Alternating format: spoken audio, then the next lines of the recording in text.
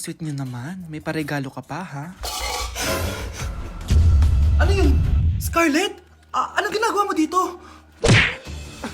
Manloloko ka! Pinagpalit mo ako dito sa matandang pangit na to? May paregalo ka pa, ha?